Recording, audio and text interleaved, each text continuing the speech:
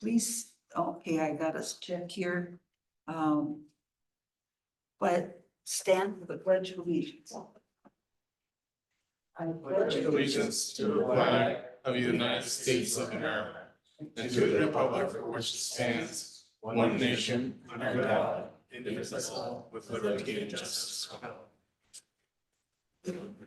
Roll call, please. Ermeling, Here. Barr, Here. Hackworth, Here. Lutherell, Here. Monroe, Here. Olson, Here. and Stolper. Here.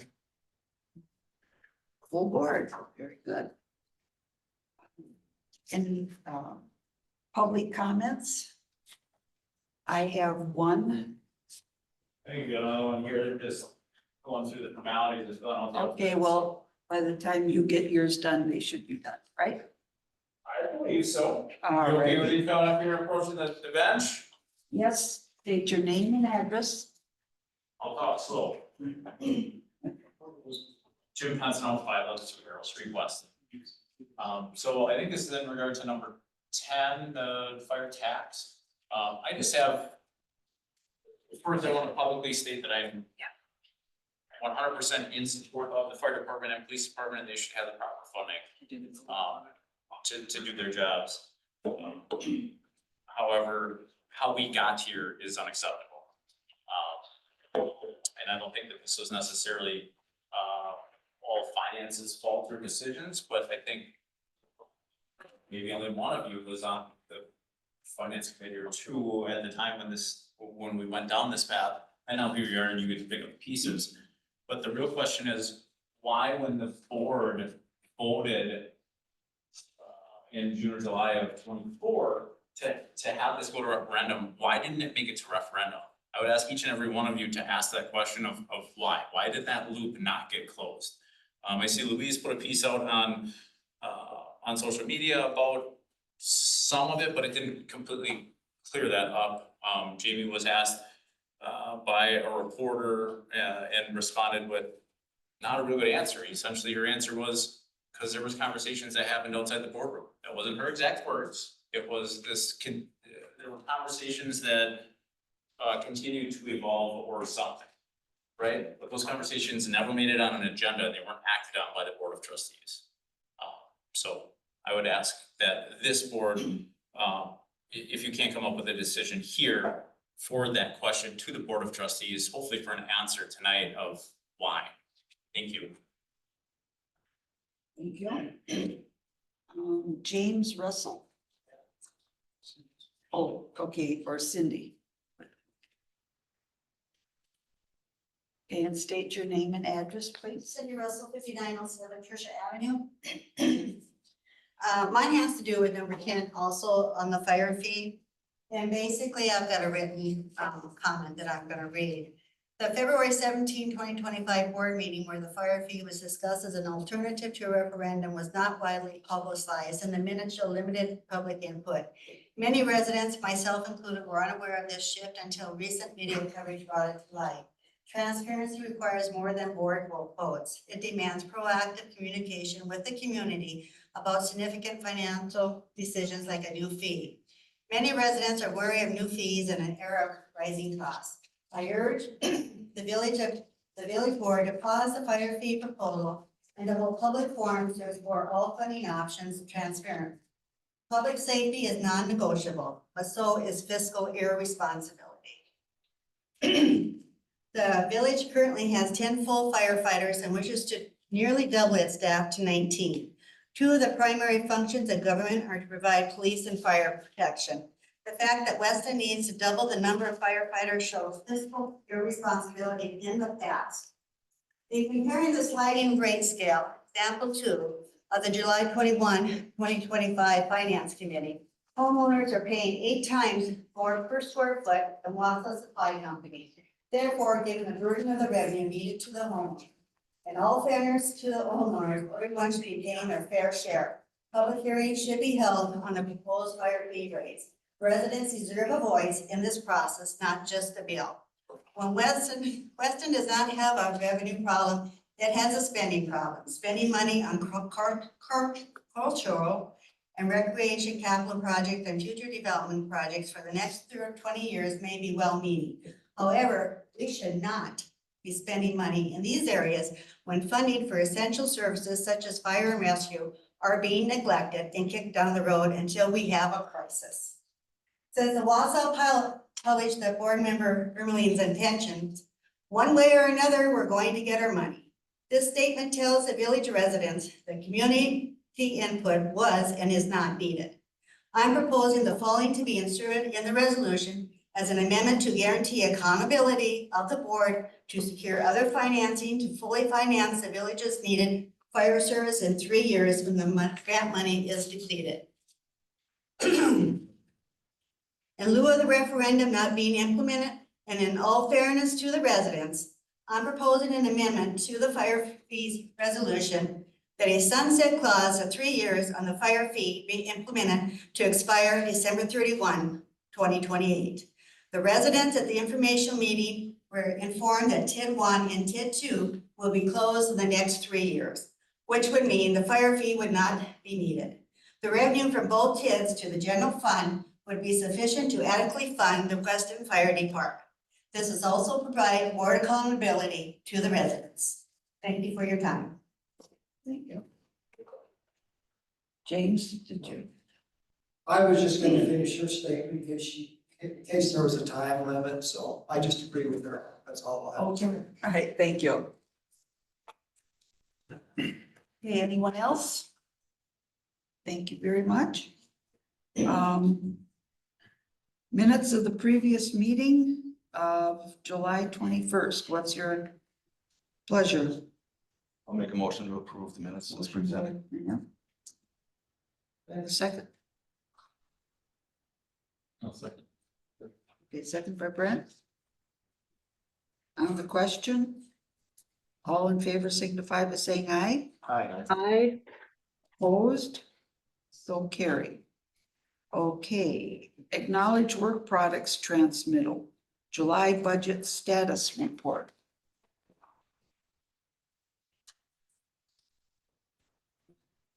Does anybody have any questions or comments? I need a motion to acknowledge. One question. Okay. The due from enterprise, for the water utility, it's $467,991. That's our payment in lieu of taxes. It gets assessed every year to the water utility, and then the water utility pays the village at the end of the year for that. Oh, okay. It's based off the asset value of the water utility. It's a PSC calculation. The PSC has the power to regulate, like if that number should be higher or lower. The board does have the authority to change that if they want, but at this point, there's never been a change in that. So And that calculation, does it get redone every year or yeah, is it's it? based on the assets of the utility as of January 1st. It's kind of like a tax on the utility. So they take other assets and then multiply it by the tax rate less the school's credit. Anything else? Yeah, it was, what, motion to acknowledge? I move to acknowledge the July 2025 budget status report for all funds. Okay, motion by Louise, I'll second that part. second by Steve, okay. On the question? All, on the question, all in favor signify by saying aye. Aye. Aye. Opposed? So carried.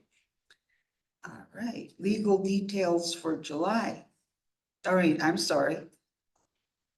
TIF 1 and 2 detail report for July. Or did we just do that one? I was playing on my computer here, lost my. You're on the second one. Alrighty. So what's your pleasure? Any questions, So comments? what you have in front of you is the detail of the TIF district for the month of July. There's nothing too exciting in there. There's a lot of payroll. Those are the payroll administration that we're allowed to quote to the TIF district. And then there's also, I think you would see Weston Avenue expenditures in there. I think that's about it. Okay, I guess, I would kind of like to comment after, I had a meeting with to understand some of the issues that were going on. I had questions, and one of them was the, increment of the TIF districts. Did you want to explain anything on that, Jessica? Recently I received information from the Department of Revenue that they have reduced the value of our TIFs. So next year, instead of receiving, for TIF one, we received over $600,000 as increment in our TIF. That will be probably close or estimating around 400,000 right now. And then TIF two, the adjustment to TIF two is going to result in a 0 increment for TIF two. We are very fortunate to be paying off our debt this year. So besides admin expenses and, well, we'll have the Schofield Avenue expenses, but besides that, at least we won't have any debt. So we do anticipate a negative fund balance in TIF number two at the end of the year. We're hoping to pay it off, but at this point, we do plan on bringing a request to the board later this year to ask for a transfer from TIF one to TIF two to finish paying the balance. So it will not end up with a 0. So it will not be a deficit balance at the end of 2026. That didn't make sense. Okay, has anybody got any questions? What's the dollar amount? I'm sorry. So, the TIF two, so TIF two is our Schofield Avenue corridor. In the past, we received over between $600,000 and $700,000 of increment, which is another word for taxes in the TIF district. The state has adjusted the values in that TIF, and the adjustment made it go negative. So what they do is they adjust, look at 2025 and they'll look back at 2024 and they say, you overtaxed in 2024, there's going to be an adjustment to correct that. So what they are doing is putting an adjustment on our TIF, and we will not be able to collect any tax or increment for TIF number 2 in 2026. We did not know of this coming forward. I anticipated a reduction, knowing that the assessed values of the commercial properties along Schofield Avenue were reduced, but I did not anticipate a 0 increment in 26. So with that, we have Schofield Avenue work continuing on. We're going to complete that project, but with the reduction of the values, which equal less tax, we are not sure how long or if we would be able to pay off the Schofield Avenue work with the remaining life of the TIF. Because You got any questions? that was the second round. Did that make more sense? So we got a large project. The revenue source that we planned on using to pay that project is not there. So now the state does allow the municipality to borrow from other TIFs. We have TIF District number 1, which right now still has a very large positive balance. We still have to finish Weston Avenue, which is a very large project, but we're anticipating being able to continue TIF 1 with a positive balance. With that, we anticipate TIF 1 being able to fund TIF 2 for that negative balance. If we get the board to agree to that, we'd be able to close TIF 2. We'd probably get the resolution done by April of 2026. And then in 2027, we would not have TIF District number 2 anymore. There's a lot of questions. We have a lot of research to do before that would all happen, but that's a couple of options we're looking at right now for TIF number 2. Is there any talk of reducing the scope of some of these projects in order to be able to, Schofield Avenue is being done. Right now, there's no, it's fixed, there's no scope changes on the fixed project? I think we're working on cutting costs and putting our own employees, like we're doing our own restoration and stuff, but besides that, there's just the contract that we signed. Yeah, and there's not a whole lot we could really change right now that would save costs, and really any changes would increase the cost because it's not what was. Change order. Yeah, what was bid, so. Okay, any other questions or comments? All right, thank you, Jessica. Mhm. I'll move to acknowledge the TIF 1 and TIF 2 detail reports. Motion to acknowledge, Cleve, I'll second that, Barb. second by Steve. On the question, all in favor signify by saying aye. Aye.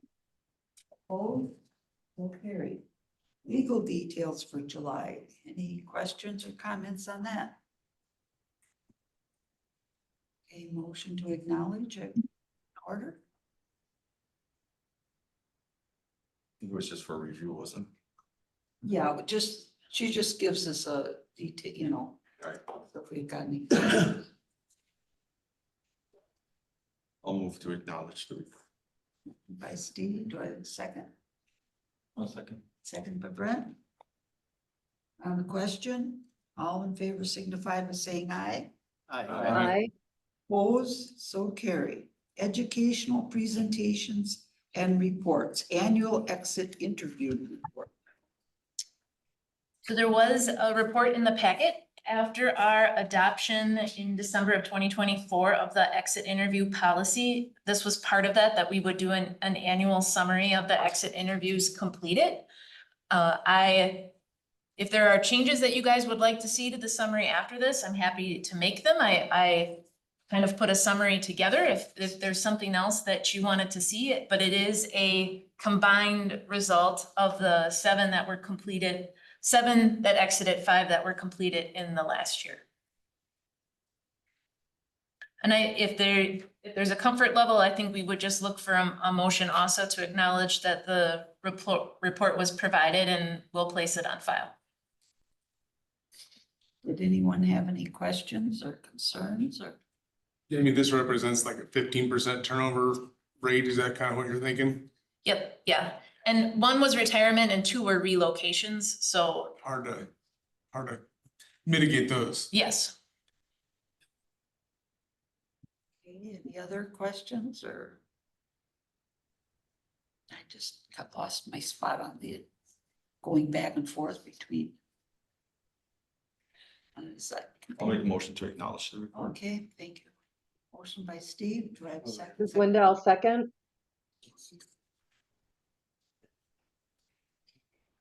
Have a second on the question? All in favor signify by saying aye. Aye. Aye. Opposed? So carried. Hackbarth was The second. the second.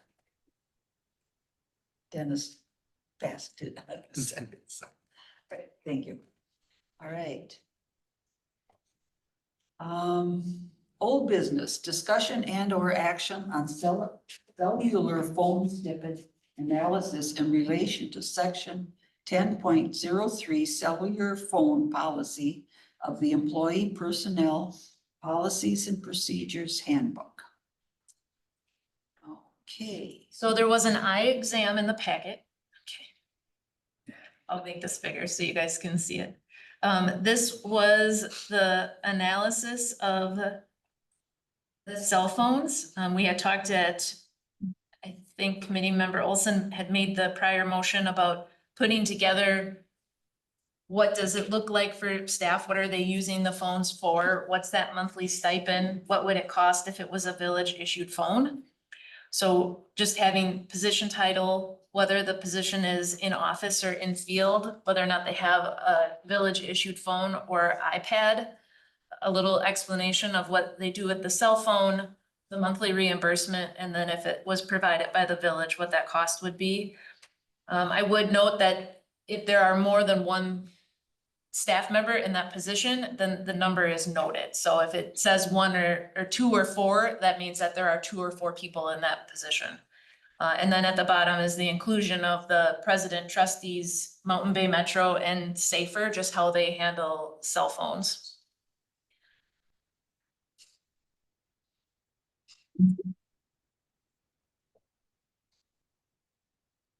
I did include all of the prior background information just because we have some new committee members too in the packet. I don't know that we need to go through that unless there's questions, but I did just provide it to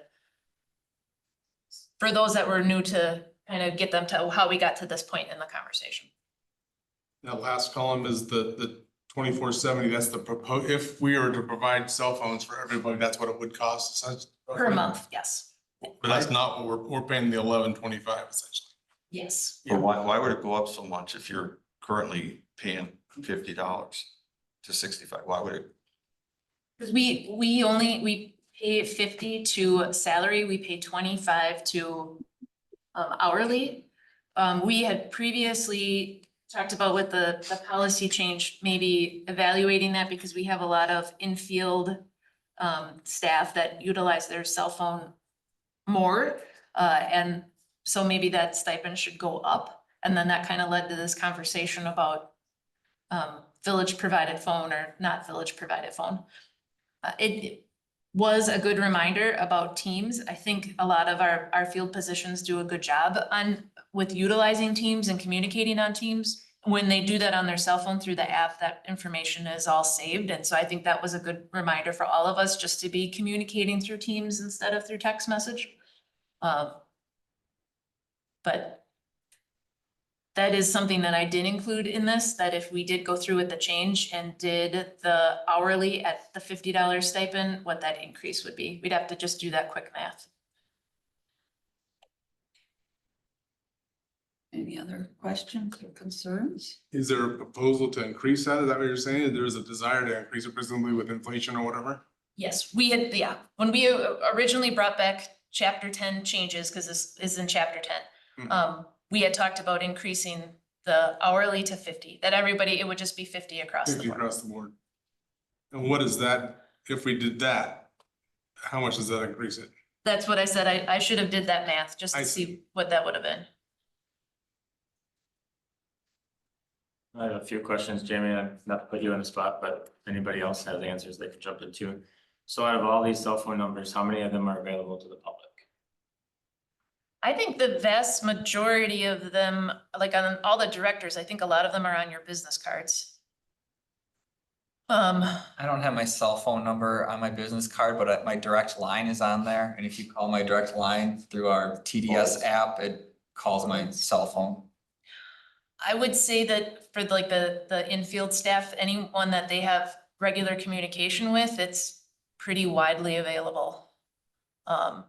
We do not publish them on the website, but I mean, if someone called and said, I need to get a hold of John in the utility, we would just give them his cell phone. We wouldn't hesitate. We would just give it to them. I mean, like a Marathon County Dispatch, I mean, I got a call, Saturday night, from them because a pole got hit. So, I mean, emergency services have our cell phone numbers, contractors have our cell phone numbers. I mean, they are out there for people. They're just not advertised like, hey, if you want to call Michael, here's his number 24/7, so. Awesome. For some of the directors, it says expectation of availability. Can you tell me what that expectation is and when they're expected to be available? Is it like Mike who has to answer his phone at 1 a.m. because dispatch calls, or is it because availability is convenient, or I guess what is the expectation of availability? It's, I don't plan to wake up Jessica at 1 a.m. with a finance emergency.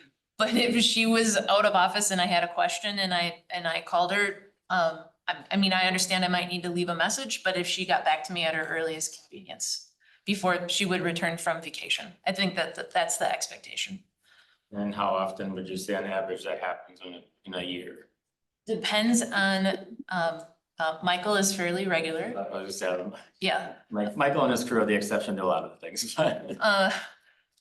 but like, I mean, I guess what I'm looking for is where is the value to the taxpayer? So I'm paying as a taxpayer 12 times 50, $600 a year for someone's phone because they're expected to be available.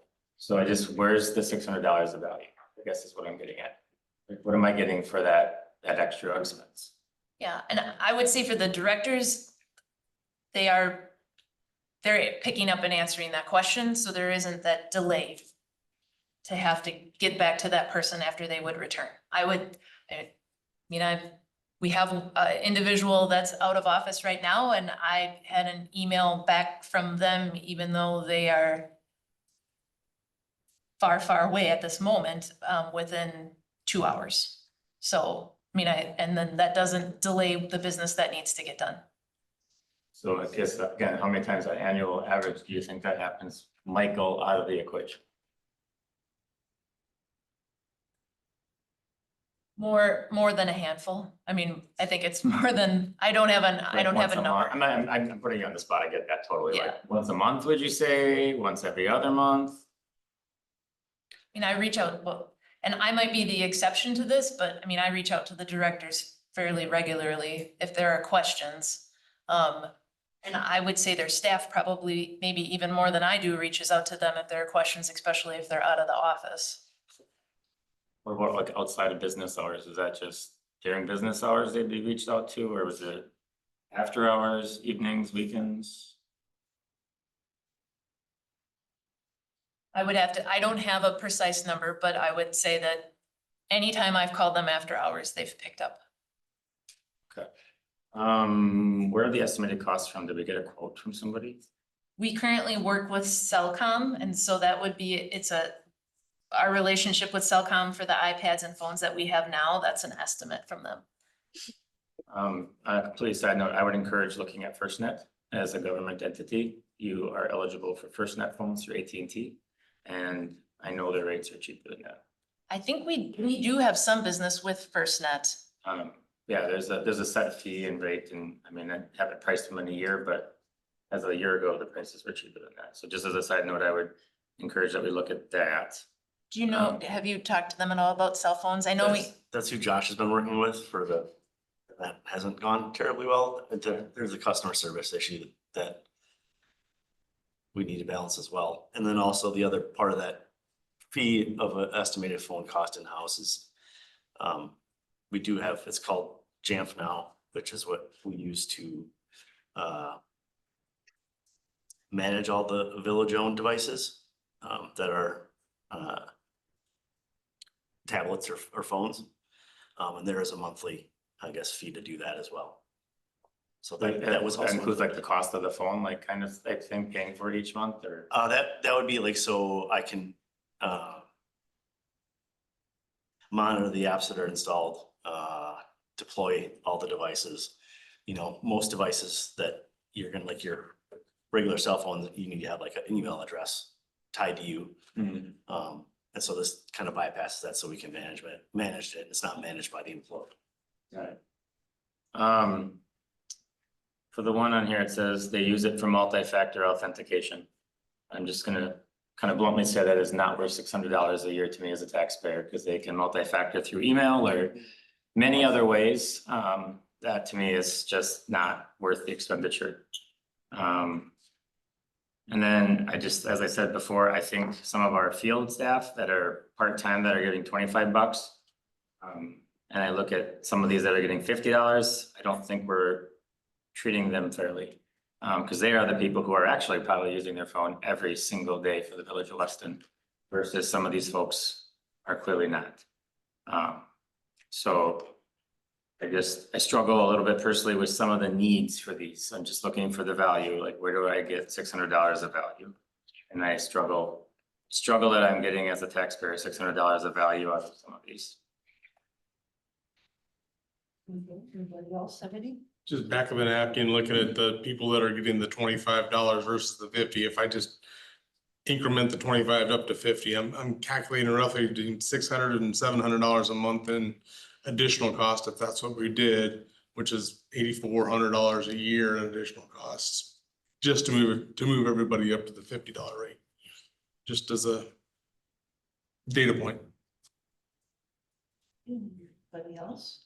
Michael, I know at Public Works, we've talked about how we're using a lot more tablets to track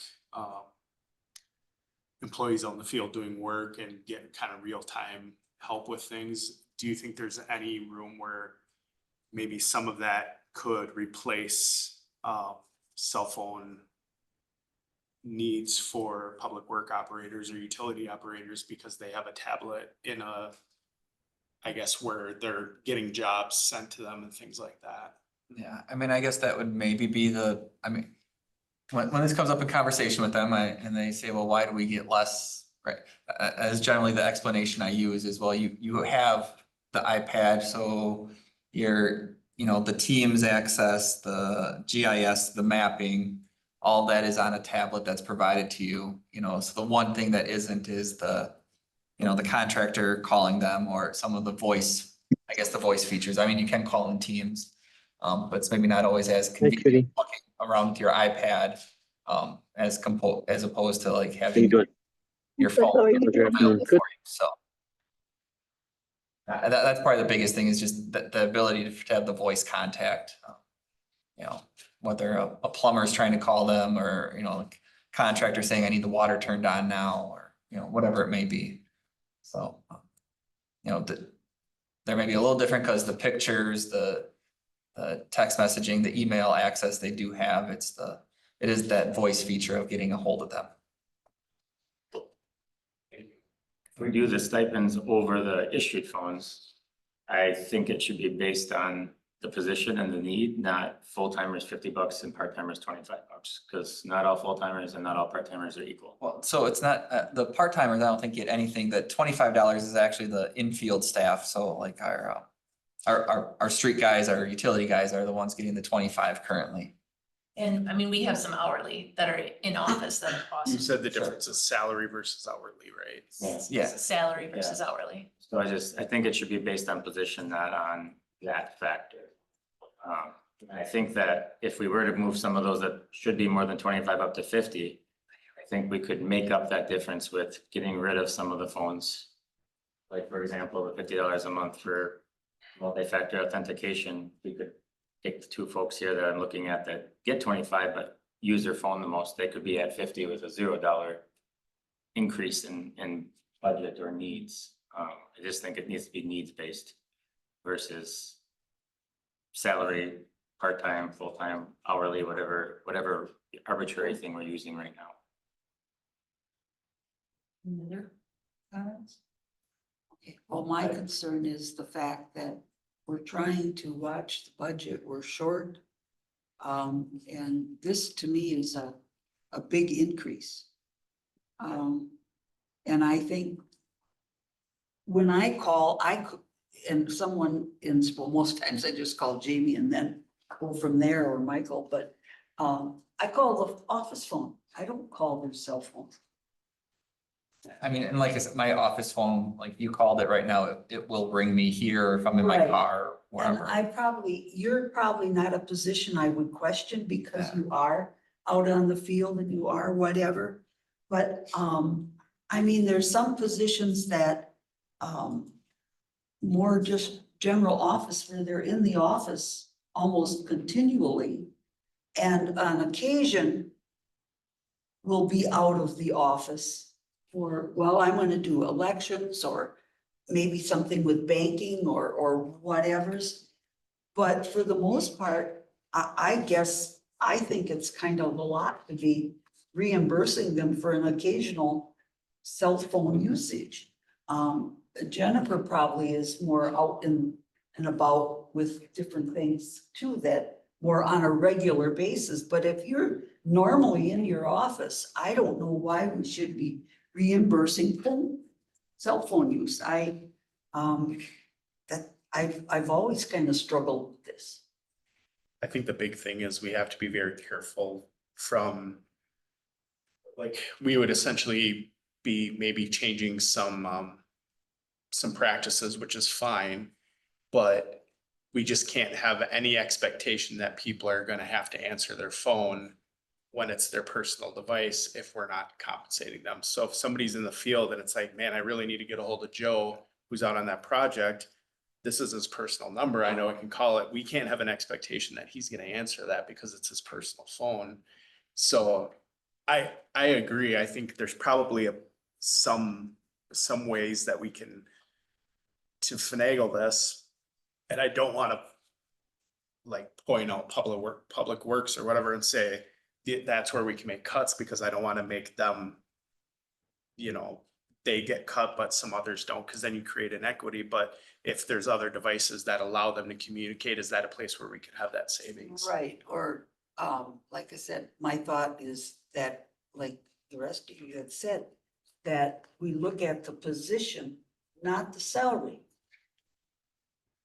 What, I mean, why, if you're, a manager, you should get paid 50, but some guy that's out in the field that's constantly using his phone, and we're paying him less, and that doesn't, I think we should look at it, and, the increase, I think, is more than we need to increase it by. I think staff, we may have to look at positions and decide who is essential and what their usage is on that cell phone, and work it that way.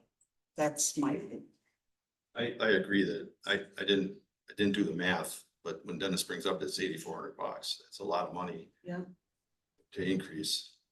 You know, I would rather leave it as a line item in the budget and let Jamie and the directors figure out who should have what and say, this is what we're gonna spend, period. And we don't have any increase. We don't have to try to justify with whether this person's a part-time person or whether they should have it or not have it. If they don't, if the directors are comfortable them having it, then that's when you're paying for that. But I don't think I mean, we've discussed this like maybe 4 times now, and we're never able to get any resolution to it, to the discussion. Some of the information she provided shows that other communities aren't doing it, you know, and in order to move forward, I would think we don't want to spend that additional money, especially when we're talking about adding fees later in the meeting today.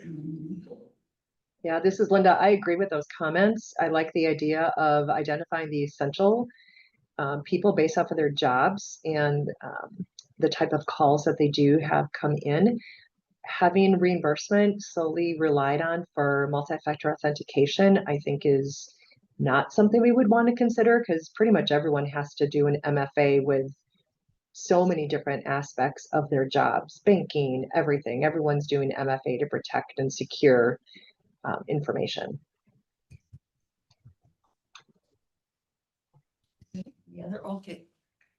Oh, go I ahead. just wanted to add, just as a side piece, we're talking about this a lot and we can keep talking about calls. But I just want to add that the majority and a lot of what especially staff are using it for are applications that we've built in-house for them to use, like mapping in the field and things like that, Teams, some of those items. So I think it's important to talk about phone call usage, but the day and age we live in now, we're expecting people to use their devices for other things besides just phone calls.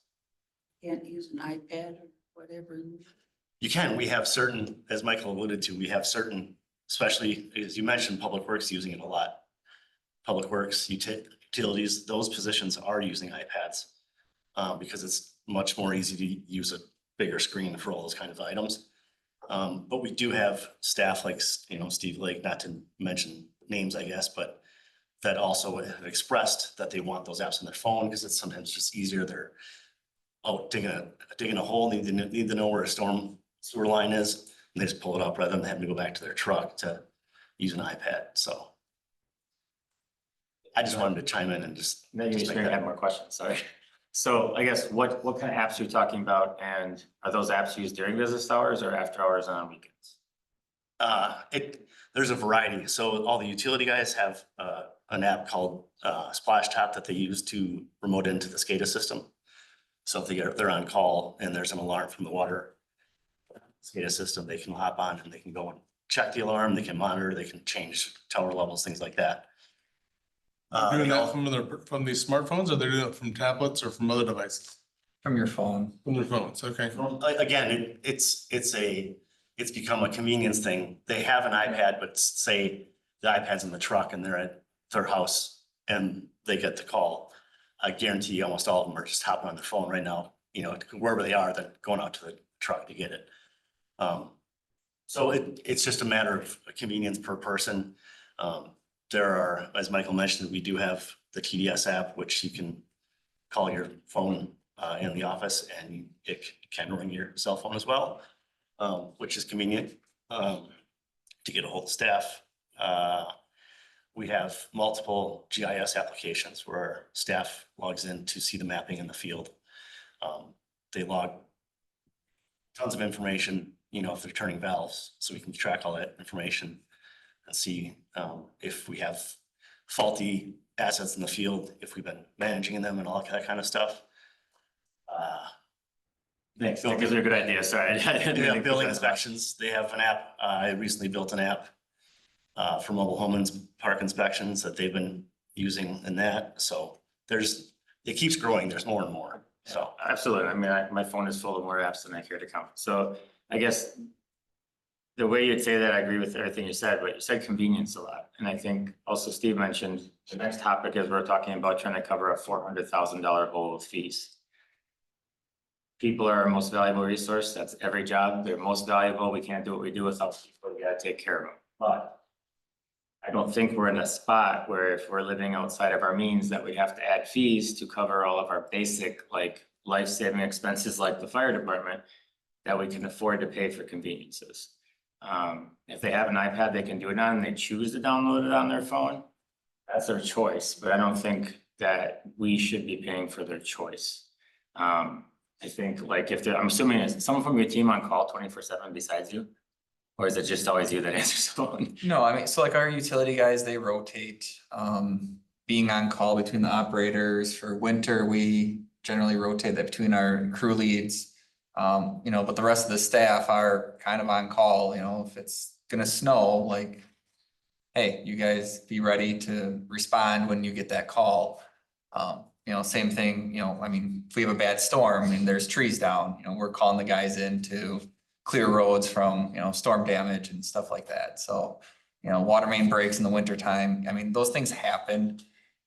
You know, we talk about our enterprise funds, you know, Steve brought up enterprise earlier. So our water, sewer, stormwater utilities, as much as we would want to, they can't pay for a fire fee. So, you know, a bunch of people on this list aren't funded out of the general fund either. So when you add it all up, you get a number, but that number isn't necessarily the general fund impact that would have. So, you know, and, you know, I guess we bring up the operators.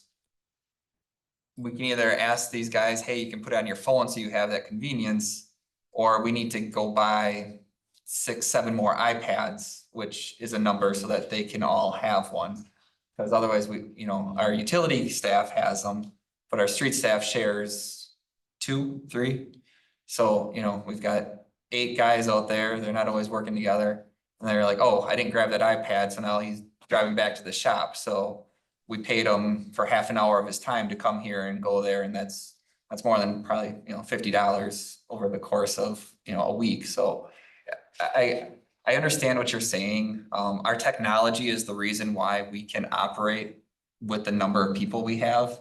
When I started at the village in 2010, we had 11 guys on our street staff. We have 10. We've had a whole bunch of miles, but we've decreased our staff level. You know, no different than a lot of our other departments here at the village. We run at a lot lower levels than what other organizations our size would have. So, but we do that because we've got really good technology. We've got really good mapping. We communicate with each other, so we're not wasting trips to and from places.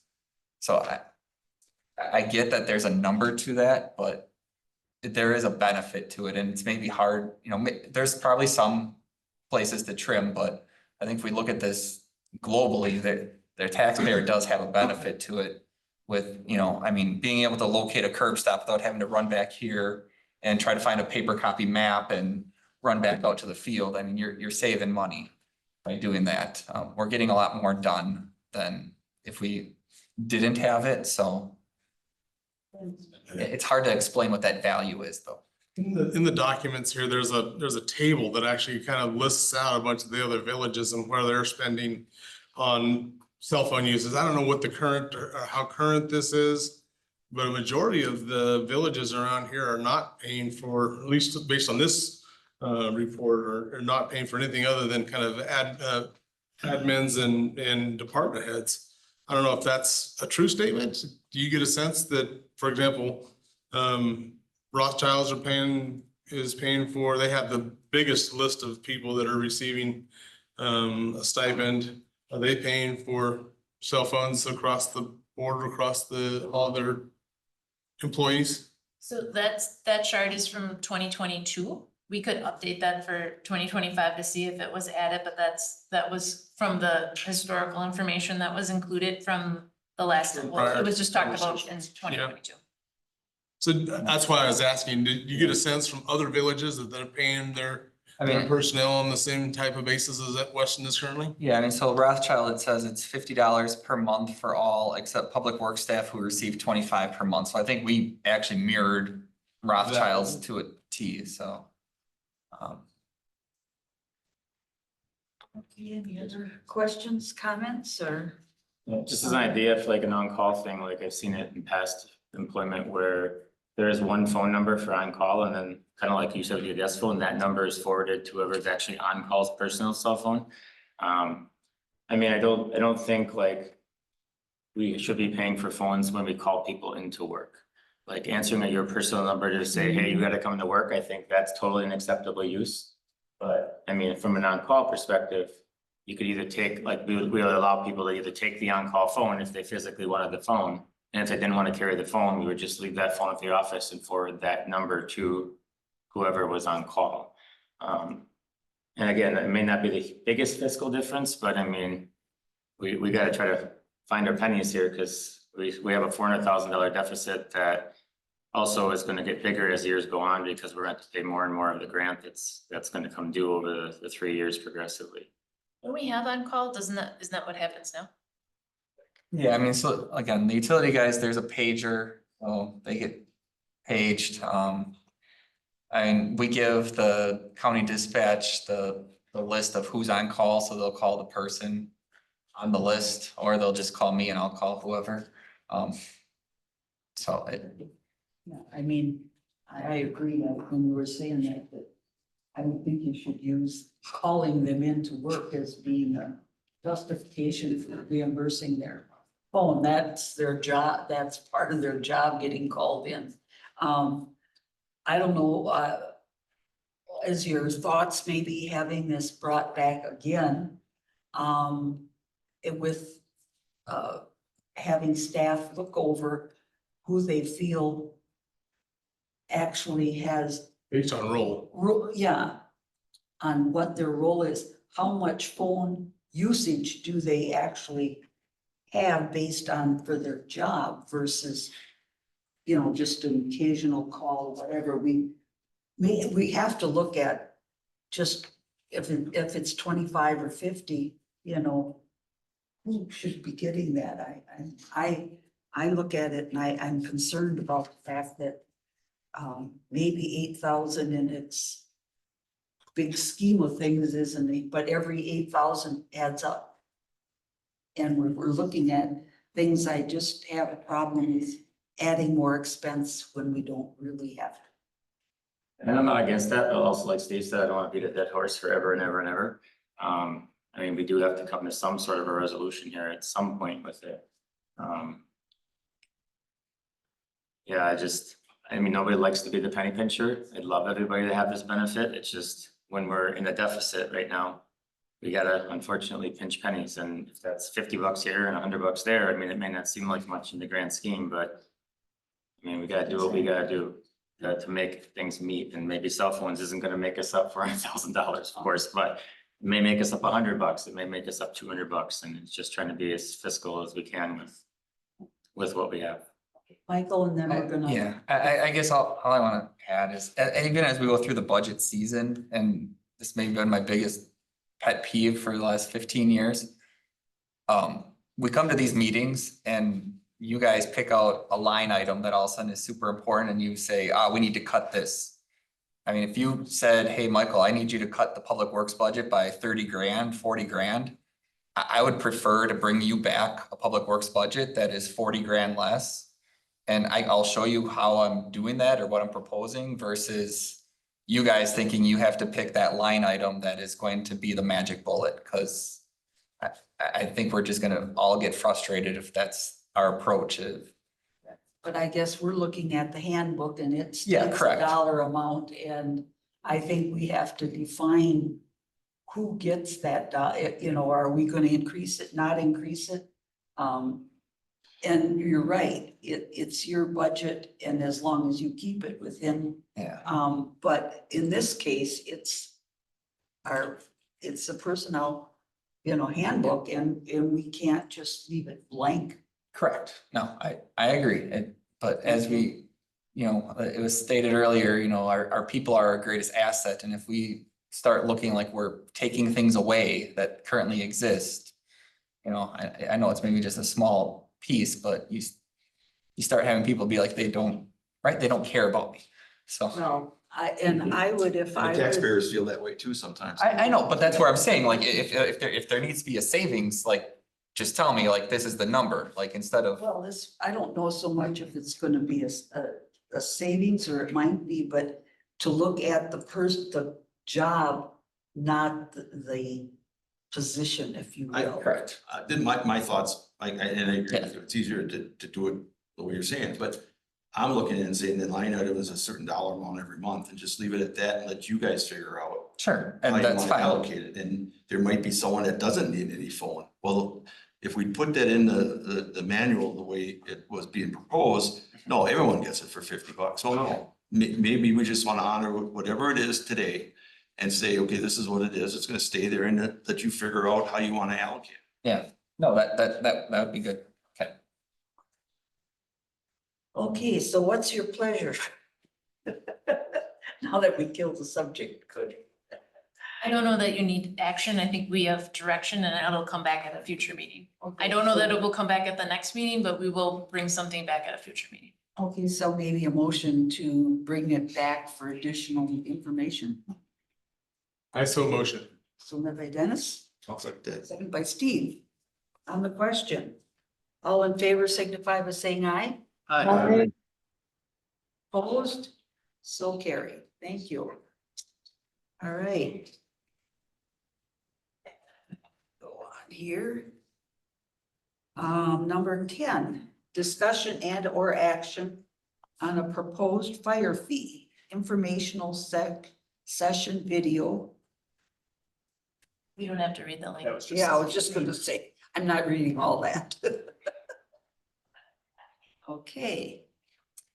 So, I included the RFC in the packet, the link to the informational session, just in case. I know several people were there in person. And then just some additional background from the February meeting. We do not have new formulas this evening. I did put in there the 2 questions that we are still searching for some answer for, some resolution from the DOR, or we also reached out to our contact at Ellers, and maybe we could talk a little bit about, we got some information back from them. What we would actually be looking for this evening is not an approval of the fire fee, but what was included in the packet was a draft ordinance. In order to enact a fire fee, ordinance would have to be put in place, and I think the next step would be forwarding that to the municipal attorney for review. It hasn't previously been forwarded because we've had the preliminary discussion, but obviously forwarding it to Attorney Edie occurs cost, and so that would sort of be the next step to make sure that municipal ordinance reflects what we would like it to reflect, including how the fee would be put in place. Right now, it says in the ordinance by square footage. The 2 questions that I have in the RFC that we would still be just making sure we wanted clarity for is the formula for the reduction in levy. So if we put the fee into place, we do have to reduce our levy that year that we would put the fee into place, because we would be moving it off levy. We just want clarity in that precise number. And the other one would be if we took a portion of the fire costs for the year and then and supplement it with levy. So it wouldn't be all of the cost for fire in the year, but a portion of that cost, and then still supplement it a little bit with levy.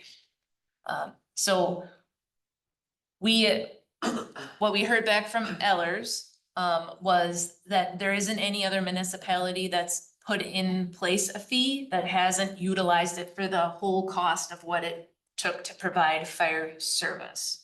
So we still need a little bit of clarification on that piece. Jess, am I missing anything? We talked about capping, like, Oh, thank you. we were talking about capping in the resolution that, or ordinance, that the fire fee in the following years couldn't exceed 3% increase and stuff. But then that also goes back, can the fire fee only pay for a part of the fire service?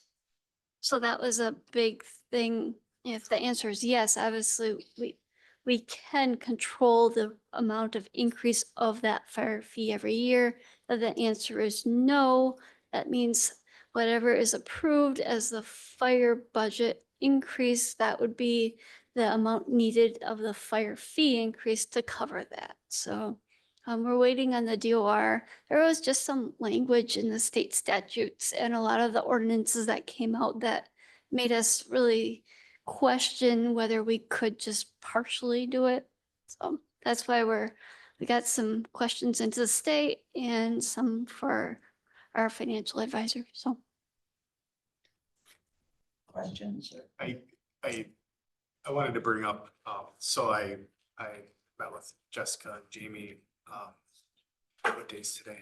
Monday, last week, about, some of the concerns about, I've had a lot of, and I'm sure you have too, a lot of great conversations with people. And I think overwhelmingly in those conversations, people are supportive of our fire service. They understand that there's a need for an increase. They understand that we have to pay for that increase somehow. Their concern with the fire fee versus the levy route is the levy's restricted, the fire fee's not. And how do we manage that? Because anything can happen in 2 years. This entire board could be somebody else and they could be like, let's set that fire fee. And I don't think that would happen, but we just don't know. So a question that I had asked is, could we cap that and say it can only be a certain increase per year? And that does create that issue that, okay, well, if the fire department's costs exceed that, then are we allowed to compensate with the levy, which it sounds like we're not, but that needs to be clarified. But does that force us into tough conversations as a fire department to make sure we stay within that fire fee that we're allowed to raise it to? So that's kind of where that conversation came from. The only small caveat I would put to that is you couldn't raise it more than the cost to provide fire. Yes, Yeah. yes. Yeah, but I'm just saying hypothetically, this is all hypotheticals. Safer says, hey, we're adding $100,000 to the budget this year. So the fire fee needs to be this, so you guys can pay for that. That exceeds our hypothetical 5% increase restriction. So we say, okay, we're gonna make it 8% to make sure that we match that. I'm talking a lot of hypotheticals, but I think it's just, that's the biggest concern I've heard from people, that even if we go through with this, how do we make sure that it doesn't get out of control? I guess my most important question right now is, have we heard back on the grant yet for approval? You can come sit by. I'm good. So since the last meeting, I've watched all the village board discussion. I spent way too much time reading comments on Facebook and Nextdoor and all the wonderful places that people sit behind a keyboard and provide information. And I think there's two things to this. Is first of all, I think overwhelming majority of people think the fire department needs staff. That's just a given. I think personally, it's a little unfair that the fire department's associated with this conversation. I get it's a fire fee, but it's not their fault that we don't have the funds to pay for what we're supposed to be paying for. I think at the end of the day, like, the fire department shouldn't be the face of this, because I mean, yes, it's a fire fee, so they're always going to be, but we clearly have done something incorrectly as a village, or past decisions maybe before even everybody on this room is part of it. But at some point, we've gotten to a point where we can't pay our bills and meet the basic needs that have to be out there. Now, obviously, that's not something we can fix today, tomorrow, or even by the end of the year. I think Luis said it in the board meeting, it's not the citizens' fault we're in this spot. But we're in this spot, so we have to deal with reality.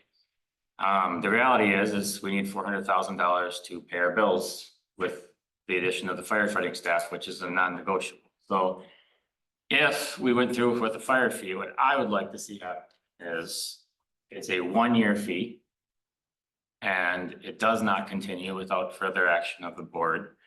And I think we owe it to village residents to, and I would prefer this is done the other way around, but obviously the 26 budget process is not going to be done in time to accommodate the grant and the dates that are with that.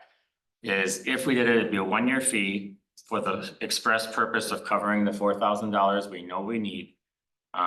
Which would then give us time to do a very in-depth dive of the expenses of the village to figure out where can the cuts be made, because we can't live outside our means and just keep adding money.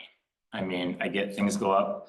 I've been on both sides of it. I want awesome things in the village I live in. I've also had to work within and maintain and put together public budgets, and trying to find ways to pay for all those things is the impossible balance. But at the end of the day, we're overspending and we're not able to cover what we're doing. I don't know where the overspending is, but I think we need to do a really good deep dive. We need time to do that. So if I were to ever be in support of this, again, not the fire department's fault, I would say it'd be a 1-year fee for the express purpose of getting that $400,000 we need. And it would require further action of the board if it were to continue past that 1-year period. I don't believe we could do 1 year because we have to adjust our levy. We would lose hundreds of thousands of Yeah. dollars. 200,000 isn't You something. couldn't add that back in after the year. So you would adjust your levy and you wouldn't be able to regain that position. We'd cripple the village. That's- What is the recommendation to actually put a limit or some type of sunset on an additional fee? How would you recommend we do that? We'd have to ask about the sunset. Again, the other municipalities that have done this haven't placed a sunset because, again, you adjust your levy. You decrease that capacity. So if you did put a sunset, you can't, it's not like you can add that back in, you took it out. So if our decrease in levy is $200,000, we would never get that levy back. That would, so we'd have to ask about sunset. I think that would be really difficult. Putting a cap on it, again, we haven't seen another one that's done that, but that's why we would send it to the attorney and see how, if that was the wishes, how that could be placed. Steve? Yeah, I have to agree with Brent. I guess I can go back and we can criticize what could have or should have been done a year ago or 2 years ago, regarding some of the TIFs, but as we sit right now, and we have this here, I haven't seen any other proposals besides the fee.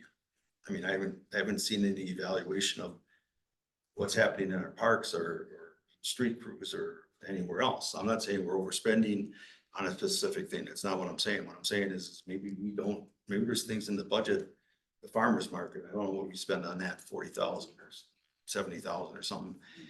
I'm just saying, I haven't seen any analysis of prioritizing our expenditures, and I would like to see something like that. I think, what was it? My stormwater sewer went up, was it 54% or 45% last year? So that, And I'm just saying that I'm reluctant to agree to the fee that has no cap on it, period. yeah, so that was due to an increase in impervious area, not an increase to the fee. No, but I think that the fee overall for everyone went up, it did not. Went from 50 to 20. And so I was gonna bring up the stormwater utility. That is one fee that is set by the board. It was $48 for when it was incorporated or created in 2004. We're currently at $70. So in, say, 21 years, it's gone up essentially $1 a year if you average that out. So, I mean, and even at that, it got to the point where the stormwater utility was being subsidized by the general fund because it wasn't paying for its own resources anymore. And that was the reason why the stormwater utility was increased from $50 to $70 a year. Our refuse recycling is another number that has stayed the same, I believe, for the past 7 years. you know, the board hasn't increased that number. It likely will increase this year with the new refuse recycling contract. It will increase. So, but I think there, you know, we have some of these that I think there is a history where we haven't increased them until it got to a point, and maybe that is a fault of us all, is we wait until all of a sudden it is crippling before we go, hey, we need a few extra dollars here. I think we, again, I mentioned it last meeting, we need to be careful by saying overspending. There's this comment that keeps getting put out there. And I don't know, besides Jessica, Jamie, and maybe myself to a certain extent, Barb, you've been around for a while. Our finances aren't as easy as a dollar in, a dollar out. You know, we've got water, sewer, storm, we got TIF, refuse recycling. Farmers market has other funding sources. It's an outside special revenue fund. Like a lot of the comments I hear, you know, whether, you know, you mentioned Kennedy Park paying for the fire fee. Those are two different, you know, sets of money. You know, that's like taking out a car loan to go buy your groceries. You wouldn't do that. So, I mean, I hear what you're saying, and that's why I made my comment earlier. If the goal is we need to cut some spending somewhere, great, let's dive into that. And, you know, even earlier this year, we went through the finance meetings, you know, and Jessica presented, here's all the line items. This is great. And the only thing that came out of that, doing that for 4 or 5 months, I think, was we need to look at the cell phone, which may or may not get us $8,000 a year. Like, we're not looking at, I think sometimes the bigger picture. A street project is borrowed for. That's, you know, we can't borrow for operations. So we can try to do all this. Our general transportation aids have gone up every year for the past like 3 years, like $80,000-$90,000. The public works budget went up $15,000 last year. I can tell you our street aids are paying for somebody else's department this year. So we discuss this, and it's not that simple, I guess, is all I'm trying to say. So I'll be done. I know that we had a kind of a merger with our police force and the Mountain Bay Metro stuff.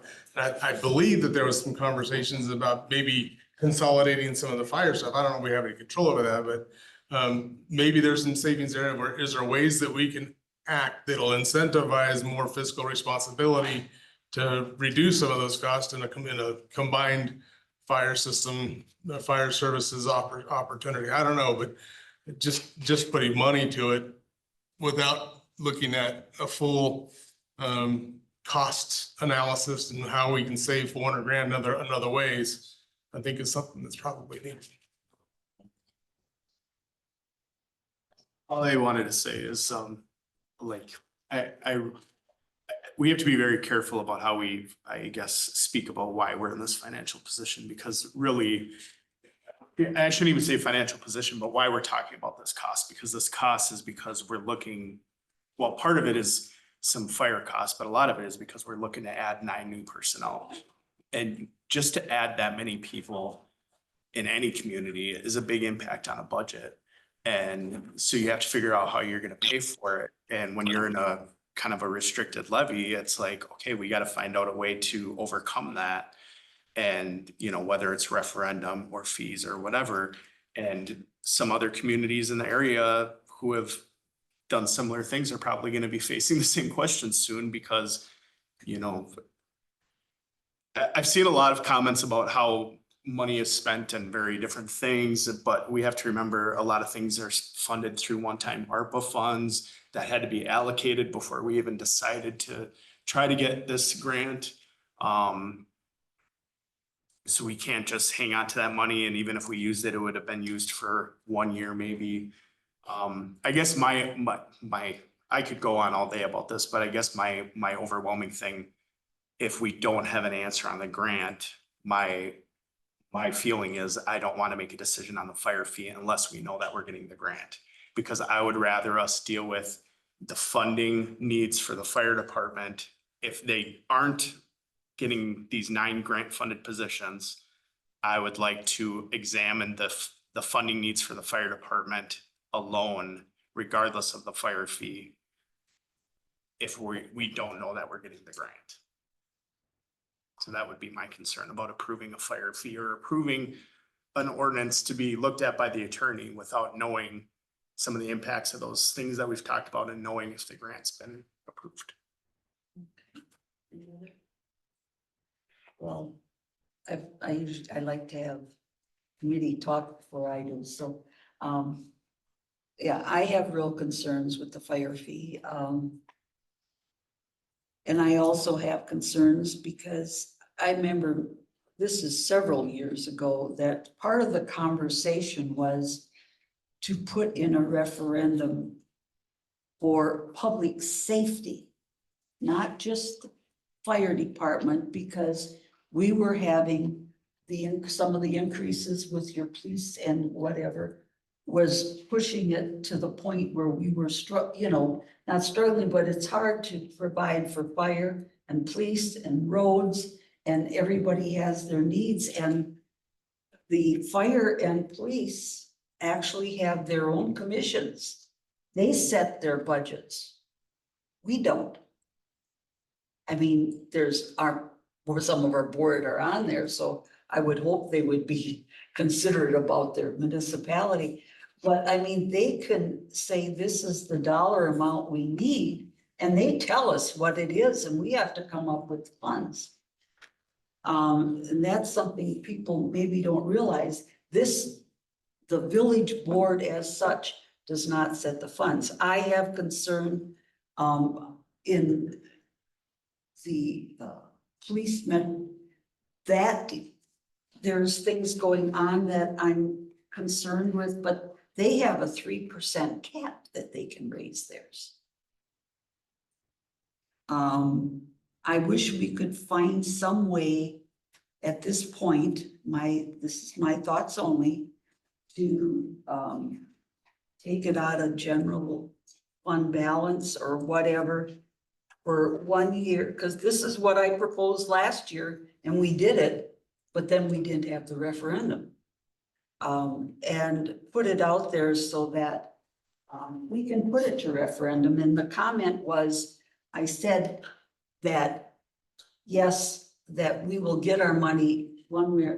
My thought is, and this is again, totally my thoughts, that we need to look at, we need the money, we need to increase it. And we can do it by a fire fee, or we can do it by tax levy.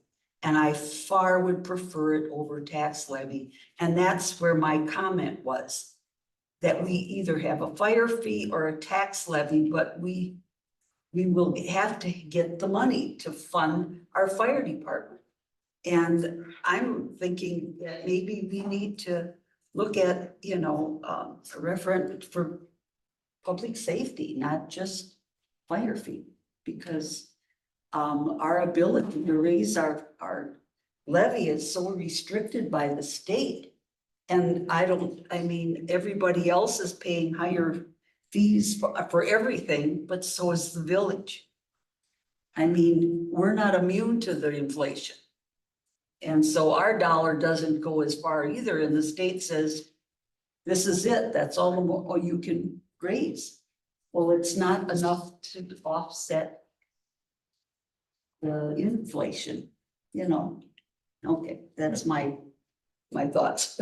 Yeah, I don't disagree. I think, Barb, I think if we went to a referendum, but again, I think it needs to be separated from the fire department's focus of it.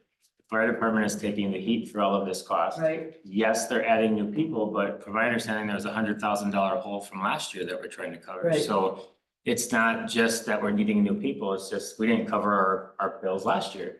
And we were in the hole. So if we're gonna go to a referendum, whatever that may be or may not be, I think it needs to be more broad, public safety or something, because it's not meant to be a judgment on the fire department. Well, that's. Because at the end of the day, this has nothing to do with the fire department. It has to do with, can we fiscally handle all of our expenses?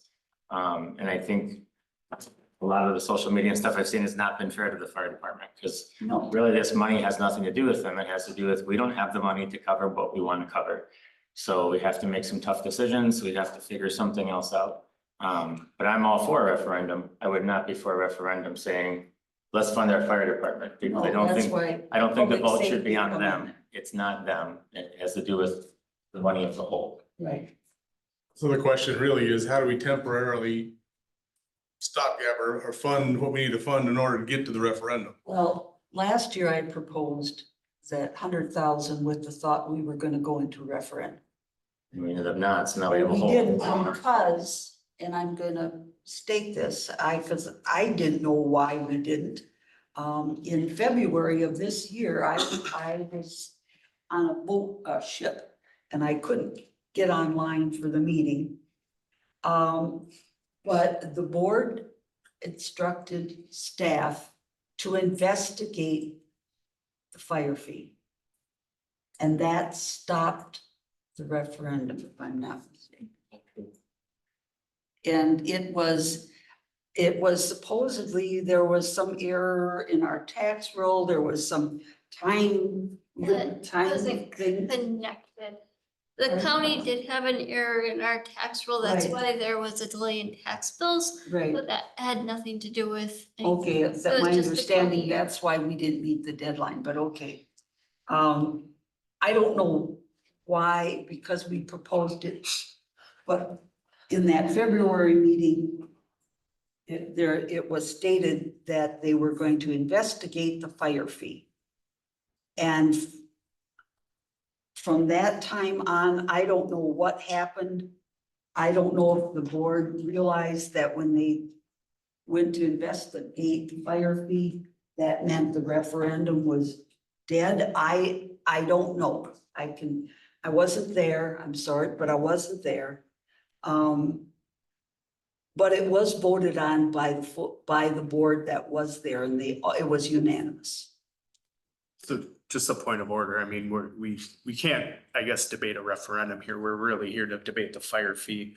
And I guess from my perspective, and I would be prepared to make a motion, I would like to see this moved till next month so that we have those answers that we need and we know that if we are getting the grant. Okay, motion for the list. So I will make a motion Okay, to move this to next month's finance meeting for further discussion once we have answers on those two issues. do I have a second? I'll second that. Okay, on the question? Barb, if I may interject something real quick. Yeah, I was gonna start doing that, but go ahead. I'd rather you. I just want to add that bear in mind, once we receive an email that if we are awarded the grant, we have 14 days to accept. Yep. So. And I think based off of the conversation that we had last month, that President Maloney felt we could throw a special session together pretty quickly for us to be able to make a decision on that, and I would be happy to do that. I just don't want to overcommit us towards something without having those answers. But I will happily be here as fast as I can to help with a decision on that once we have an answer. Thank you. Would that be a special session of this body or just the Board of Trustees? So it would bypass this board, this committee in essence.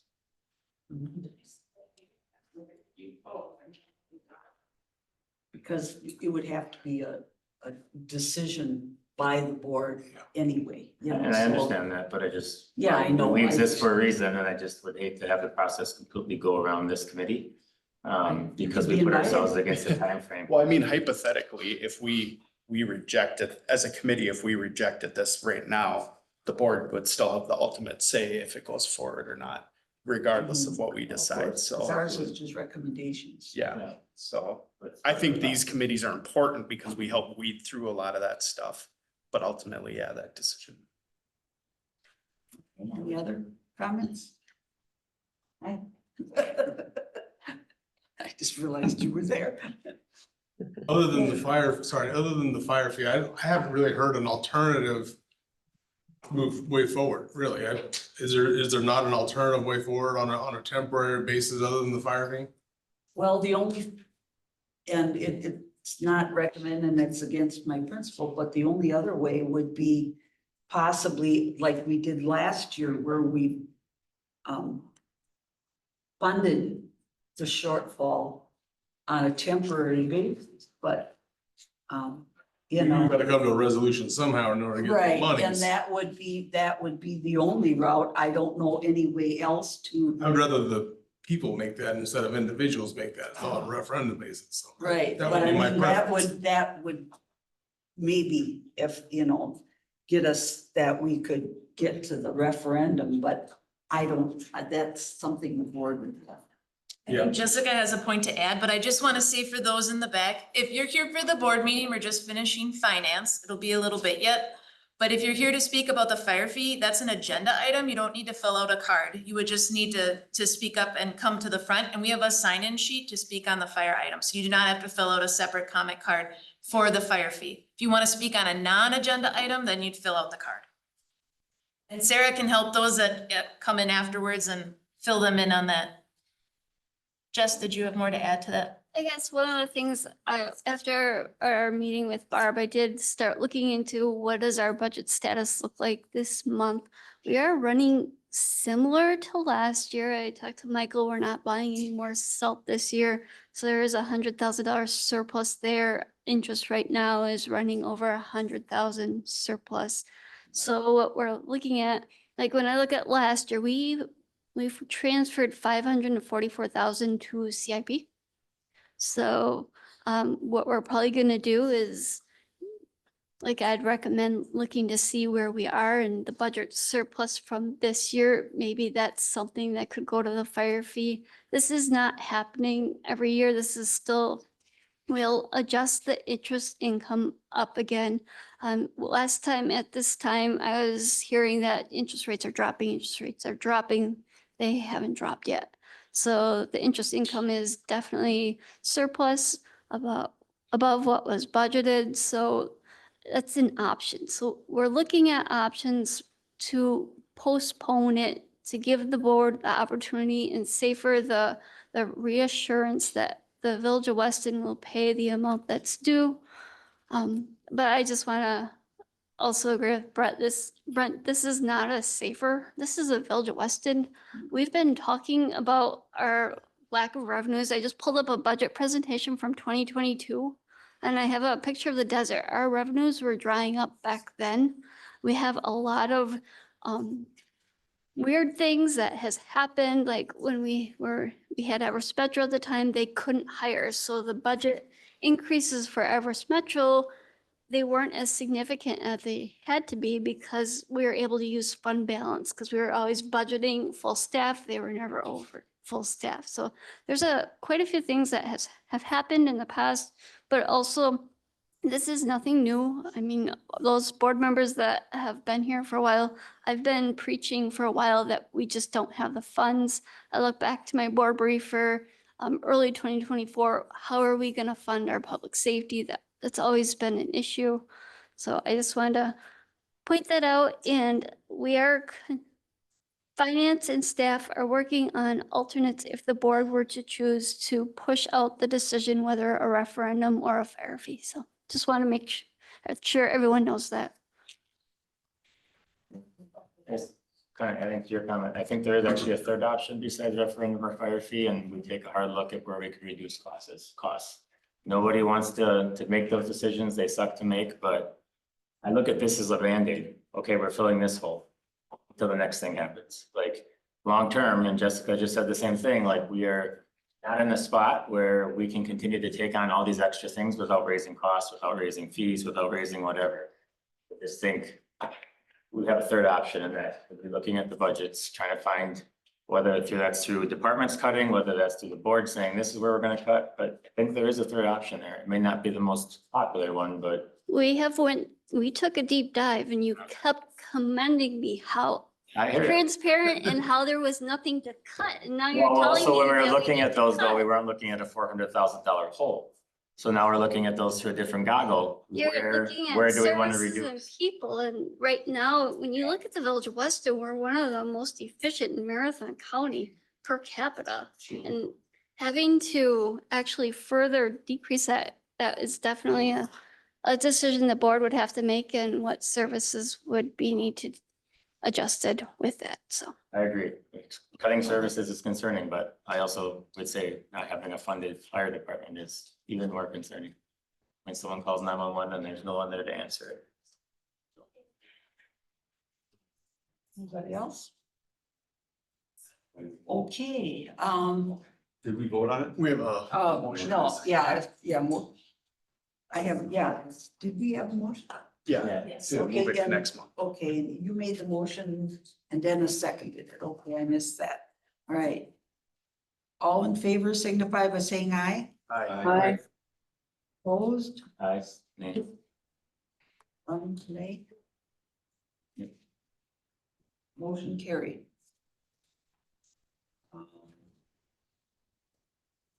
Number item 11, discussion and or action on 2026 budget. Start pay plan adjustment, wage increase in discussion, health benefit update and direct primary care DPC. So there was an RFC in the packet. This meeting sort of kicks off 2026 budget season. We'll have our first budget meeting with the board at the end of this month. So at last month, we did talk about that finance and HR would do recommendations on wage and benefits to the board, and then the board would handle the rest of the budget items. That's very similar to how we did it last year. So we don't need a decision on this evening, but just to start that discussion. The way that has worked in previous years is that we've looked at the village pay plan that was put into place at the end of 2023. We do have within policy that we try to keep our pay plan competitive, and that about every 5 years, if necessary, we would go out for study. I don't believe that we need to go out for study this year. I think our pay plan is still strong, but a piece of that is recommending how that pay plan adjusts for every year. And then if there are comparables that we would like to see, certainly staff would take those down to bring them back next month. And then we've done a reserve for merit and market to get people to market if we had positions that were out of sync of the entire pay plan. The other piece that staff that we're excited about this year, health insurance is always a difficult conversation because we've faced some pretty high increases in the past couple years. But we do have an option this year to explore the direct primary care provider.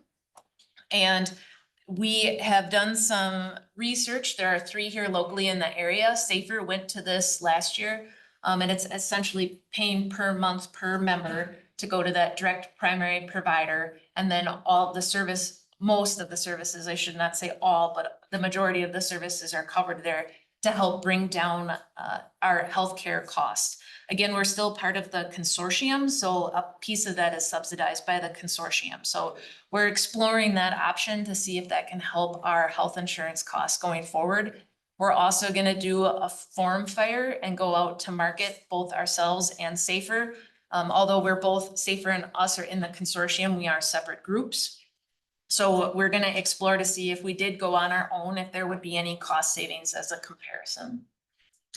That was gonna be my next question. What are we looking at for insurance rates? And is there some way of looking at cutting costs on that one? Yeah, That's usually a big item. we'll plan for a 10% in our conversation with our third-party provider.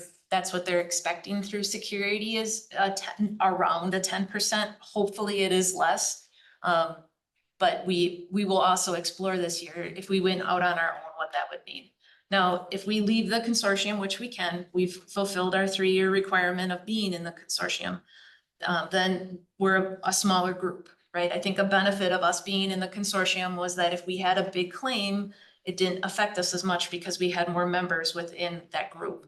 But we will see if that's, whether it's us or us and Safer, if that's a benefit to the village. That was what our issue was when we were by ourselves, is we had some really bad years and it really hit us hard. But now the consortium does, I wasn't sure, but did I understand you to say that they offer that also? The using one vendor or whatever else? Or do they? The consortium works with 3 direct primary care providers, and anyone in the consortium could select to go to one of the 3, but they help subsidize that cost. Because then coverage, the expenses for services aren't as high. But I mean. That's good, Jamie. Okay, Sorry. Go ahead. Thank you. Jamie, that's good that you're looking at that direct primary care because that is a huge shift in the world of healthcare expenses. One thing to review when you're evaluating that is the utilization. It can be challenging because the direct primary care is focused on primary care. So when you're looking at taking advantage of that, what our experience has been is having employees shift their like annual visits from their primary care provider to a new unknown can be challenging to get the utilization that you need to reap those benefits. Okay. This is something that we've done quite a bit of. We've had $1 million savings over the last year over year over the last 3 years by going to primary care. It's hard to quantify this because the savings really is recognized by deferral of care to these lower cost providers. So it's hard to say because you went here, we saved this amount of dollars, but year over year, we've had a budget of X. And we saved $1 million less than X each year for over 3 years by going to primary care. That's how I've analyzed it anyway, from a business perspective. And there's some providers here in this area that do a really good job. Yeah, it's just getting the utilization up. And so usually you see those savings usually in the second year as people are starting to utilize the services more. So I don't know who you're looking at, but it'd be a good idea to review that. And then sometimes your health plan can look at all the primary care visits to compare what the spend is now compared to what it would look like underneath the direct primary care. Thank you. Anybody else? Okay. Jamie, you got more? Nope, just if there were comparables, even if you wouldn't have them tonight and you want to email them to me, we can make sure that we would have those brought back. And that would just be if there was another municipality and you wanted to know what they were doing for next year, I can reach out to them and find out. I would also just say when I'm talking, we've had a number of people that have logged on virtually and are with us here in the audience. And we're just finishing up the finance and HR meeting. We have a couple more minutes left. If you're here to talk about the fire fee, you don't need to fill out the separate form. That's an agenda item. And so we do have a sign up sheet up at the podium when we get to that agenda item.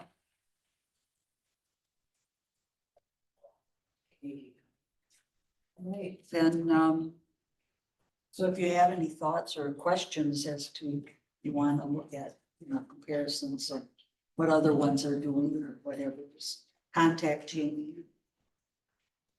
The information.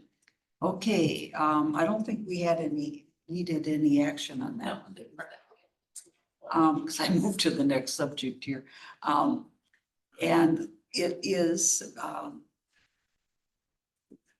discussion and or action on a resolution 2025-013, resolution designating officials authorized to declare official intent under reimbursement bond regulations.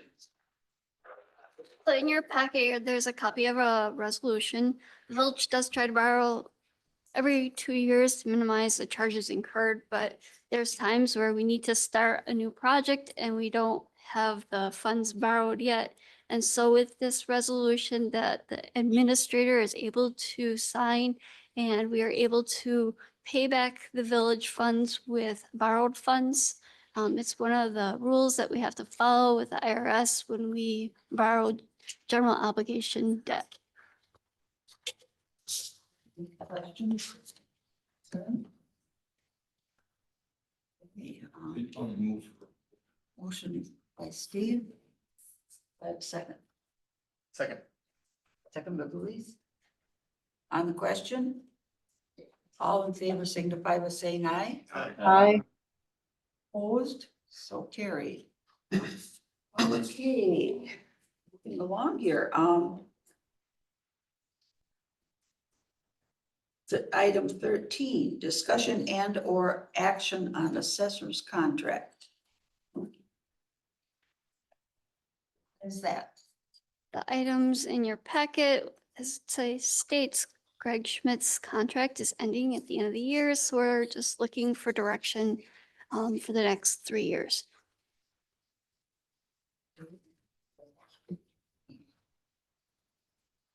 You wanna make a motion or I'll put make it a on the motion table to- at least? I'll make a motion to Director Village to send out an RFP as it's written. Motion by Brent. Yeah. Second by Jen. On the question, When was the last time we did a RFP for this service, for these services? was it 3 years? 2019. 2019? So what happened, we had a reval. So we signed the contract with Greg and that at the time of the signed contract, he could not start the reval. So that was pushed off a year and the reval took 3 years. And then last year, the staff brought it back because the contract ended with the end of the reval. But we really wanted Greg to be here in January and February after when taxes were being paid and people had question on their assessment. So that way he was available to answer those questions. Because some people, with all the notices and open book, they still, once the tax bill comes out, that's when they actually see the effect of that. So. In those, since 2019, have we had increases annually of the services, for example? So it was set for the years of the reassessment. And then I think there was a slight increase for the 2025 contract. Been pretty consistent. Okay, well, what's your recommendation? We had a motion. Did we have a Motion, motion? Yeah. Second. Well, RFP is what we're. Yeah, RFP is over, RFP is okay, written, yeah. yes, okay, on the question. On what is, all in favor, signal by saying aye. Aye. Opposed, so carried. Okay. I'm looking here and trying to move it along and wasting time. Remark from staff. Friendly reminder that Hyde is at Kennedy Park on Wednesday night as our partnership with Wassa Events. So just in case people would reach out to you, we will have a small section of Newburgh closed that evening where the food trucks will be located. So. All right.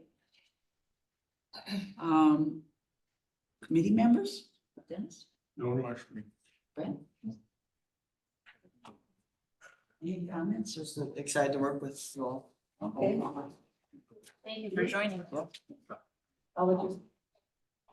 Steve, Nothing. all right, I was just gonna say, welcome aboard and you hope you and It's good just don't to get listen. too overwhelmed right away, it's kind Good of just to a. listen the first time. Yeah, okay. And I have nothing. Future items, next meeting, September 15th, 2025 at 4:30, and we will be bringing back the fire fee discussion or whatever. And the phone, right? Yeah, it may not be next month, but it'll be a few. Okay. Okay, anything else that anybody? Okay, I need motion to adjourn. So moved. Moved by Steve. So seconded. All in favor signify by saying aye. Aye. Opposed? So carried. We are adjourned at 6:08.